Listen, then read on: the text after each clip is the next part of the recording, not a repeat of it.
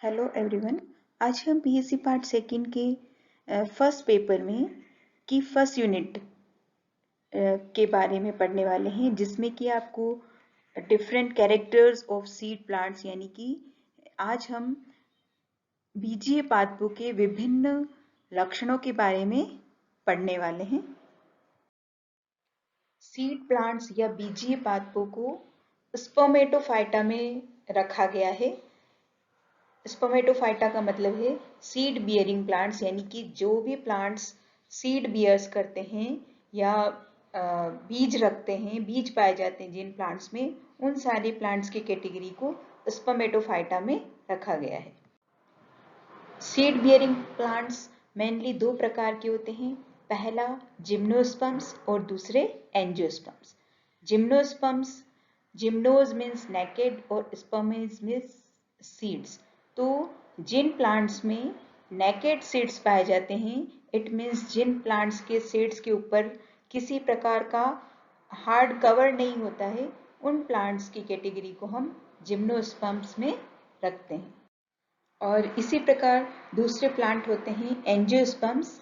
Angiosperms, the seeds are completely enclosed with ovary. Angiosperms में उस category के plants होते हैं जो कि जिनका सीड जो है वो कंप्लीटली ओवरी के अंदर एनक्लोज रहता है, बंद रहता है।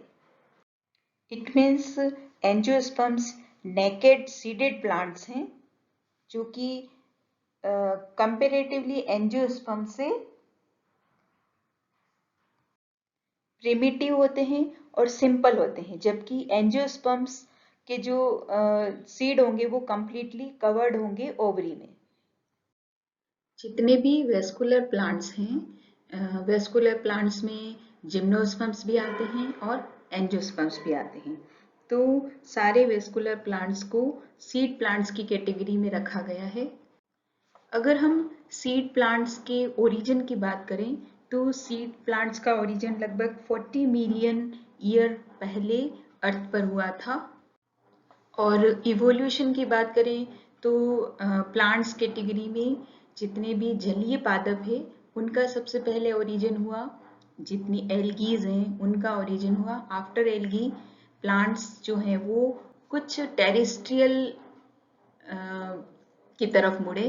तो थलीय पादपों में ब्रायोफाइट्स सबसे पहले हम मान सकते हैं कि जो टेरेस्ट्रियल प्लांट्स हैं उनमें ब्रायोफाइट का ओरिजिन सबसे पहले हुआ।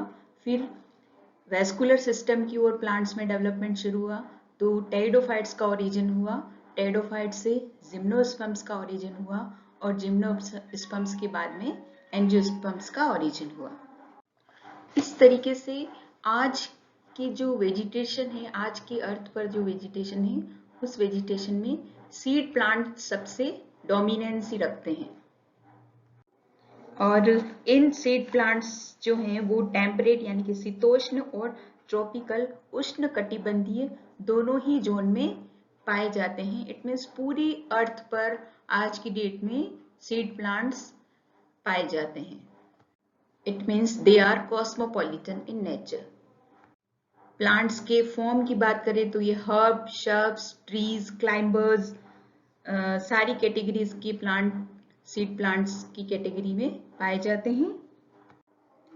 एक तरफ हम कह रहे हैं कि पूरी अर्थ पर सीड प्लांट्स डोमिनेंसी में पाए जाते हैं, तो क्योंकि इन प्लांट्स में एडेप्टेशंस बहुत ज़्यादा है, एनवायरमेंट अर्थ का हर जगह अलग अलग है, तो सीड प्लांट्स ने अपने आप को वहाँ के एनवायरमेंट के हिसाब से एडेप्ट कर लिया है। तो बहुत अधिक एडेप्टेशन की प्रवृत्ति इन प्लांट्स में पाई जाती है, जिससे कि प्रतिकूल परिस्थितियों में भी वो प्लांट्स अपने आप को जीवित रख सकें या सरवाइव कर सकें उस एनवायरमेंट में। जिम्नोस्पर्म्स में मेगास्पोरेंजिया और माइक्रोस्पोरेंजिया जो हैं वो एग्रीगेट होकर के आपस में मिल करके एक कॉम्पैक्ट कोन लाइक या स्ट्रोबिलस लाइक स्ट्रक्चर बनाते हैं। इट मीन्स जो रिप्रोडक्टिव पार्ट है, मेल और फीमेल रिप्रोडक्टिव पार्ट, वो एक कॉम्पैक्ट कोन या स्ट्रोबिलस की फॉर्म में पाया जाता है, जबकि एंजियोस्पर्म में रिप्रोडक्टिव पार्ट क्या होता है? फ्लावर होता है। तो जिम्नोस्पर्म में फ्लावर जैसा कोई भी रिप्रोडक्टिव पार्ट अलग से हमें दिखाई नहीं देता है, वो कॉम्पैक्ट होकर के कोन जैसा स्ट्रक्चर बना देता है, जबकि एंजियोस्पर्म्स में फ्लावर होता है। फ्लावर मेल और फीमेल अलग भी हो सकते हैं या सेम फ्लावर के अंदर भी मेल और फीमेल पार्ट पाए जा सकते हैं। फर्टिलाइजेशन के बाद में एम्ब्रियो फॉर्मेशन होगा और एम्ब्रियो फॉर्मेशन से जो एम्ब्रियो बनेगा वो दो टाइप के हो सकते हैं, एंडोस्पर्मिक और नॉन एंडोस्पर्मिक। एंडोस्पर्मिक मीन्स भ्रूणपोषी, इस प्रकार का एम्ब्रियो जिसमें कि एम्ब्रियो में एंडोस्पर्म प्रेजेंट होता है, भ्रूणपोष प्रेजेंट होता है। और दूसरी टाइप का भ्रूण एम्ब्रियो जो है वो बनेगा नॉन एंडोस्पर्मिक या अभ्रूणपोषी, जिसमें कि किसी भी प्रकार का भ्रूणपोष नहीं पाया जाता है। एम्ब्रियो है वन और मोर कोटाइलिडन्स। इट मीन्स एम्ब्रियो में एक या एक से अधिक बीज पत्र पाए जाते हैं। Ovule developed in seed after fertilisation. Fertilisation के बाद बीजांड या ओव्यूल सीड में चेंज हो जाता है या डेवलप हो जाता है। सीड के ऊपर सीड कोट या बीज चोल पाया जाता है, जो कि एम्ब्रियो को अनफेवरेबल कंडीशन बचाता है। अगर नेचर में टेम्परेचर बहुत ज़्यादा है, लाइट बहुत ज़्यादा है या किसी भी मैकेनिकल स्ट्रेंथ से एम्ब्रियो को नुकसान होता है, तो उसके लिए सीड पर सीड कोट पाया जाता है, जो कि एम्ब्रियो को प्रोटेक्ट करता है। आप लोगों ने देखा होगा कि बहुत सारे सीड जो होते हैं वो एकदम प्लांट पर जैसे कोई सीड उगा और अगर हम उसे फिर से ग्रो करते हैं तो वो ग्रो नहीं कर पाते हैं, उनमें जर्मिनेशन नहीं हो पाता है।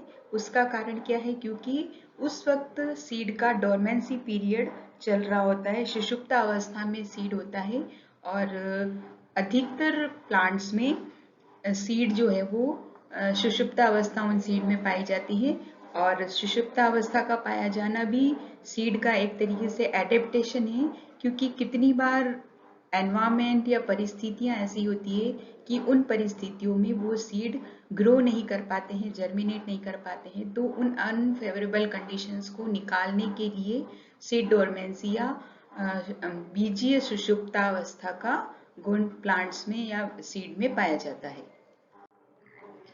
बीजीय पादपों के जो सीड्स हैं वो सीड्स डिस्पर्जल होते रहते हैं, प्रकीर्णित होते रहते हैं। और प्रकीर्णन भी अलग अलग मैकेनिज्म से अलग अलग तरीकों से होता है, जिससे कि पूरी अर्थ पर आज की डेट में सीड प्लांट्स डोमिनेंसी में पहुंच पाए हैं, क्योंकि एयर से, एनिमल से, ह्यूमन बीइंग से, वाटर से, इन सारे तरीकों से सीड जो हैं वो पूरे अर्थ पर फैल चुके हैं। और इसी कारण, डिस्पर्जल के कारण ही आज की डेट में अबेंडेंसी के तौर पर ये सारे प्लांट्स अर्थ पर पाए जाते हैं।